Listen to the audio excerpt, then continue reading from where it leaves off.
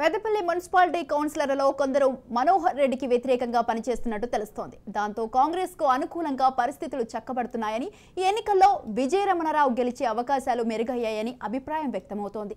ఇక బీజేపీ నుంచి కొత్త అభ్యర్థిగా బరిలో దిగిన డి ప్రదీప్ రావు తన బలాన్ని కూడగట్టుకునే పనిలో నిమగ్నమయ్యారు. బీఎస్పీ నుంచి పోటీ చేస్తున్న మహిళా అభ్యర్థి మహిళా ఓటర్లను ప్రభావితం చేసే అవకాశాలున్నాయి. ఇక ఈ విషయంపై పూర్తి సమాచారాన్ని మా ప్రతినిధి అందిస్తారు. నేత దాసరి మనోహర్ రెడ్డి బీఆర్ఎస్ అభ్యర్థిగా పోటీ చేస్తున్నారు.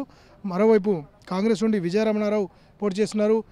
ఇక్కడున్న మరో ప్రత్యేకత ఏంటంటే బీఎస్పీ పార్టీ అభ్యర్థిగా దాసరి ఉష రంగంలోకి దిగారు. ఆమెకు కూడా పెద్ద ఎత్తున స్పందన వస్తుంది. ఈమె కేవలం 27 ఏళ్ల చిరుప్రాయంలోనే రాజకీయాల్లోకి దిగడం కొసమెరుపు. ఈమె ఐఐటి ఖరగ్పూర్ పూర్వ విద్యార్థిని కావడం మరో విశేషం. ఓవరాల్గా చూస్తే మొత్తం ఉమ్మడి కరీంనగర్ జిల్లాలో ప్రజలు ఈసారి ఎవరికి ఓటు వేయనున్నారనేది చాలా కీలకంగా మారింది. ముఖ్యంగా త్రిముఖ పోటీ ఉండడంతో అభ్యర్థుల బలాబలాలను అంచనా వేసే క్రమంలో కొంతవరకు కన్ఫ్యూజన్ అనేది ఇక్కడ క్రియేట్ అయ్యింది. ఎవరి ఓట్లను చీల్స్తారనేది ఎన్నికల వరకు కూడా తెలిసే అవకాశం లేదు. చివరి క్షణంలో కొన్ని పార్టీలు పుంజుకోవడంతో ఈసారి ఉమ్మడి జిల్లాలో ఉన్నటువంటి 13 స్థానాల్లో మేజర్ షేర్ ఎవరికి వెళ్తుంది.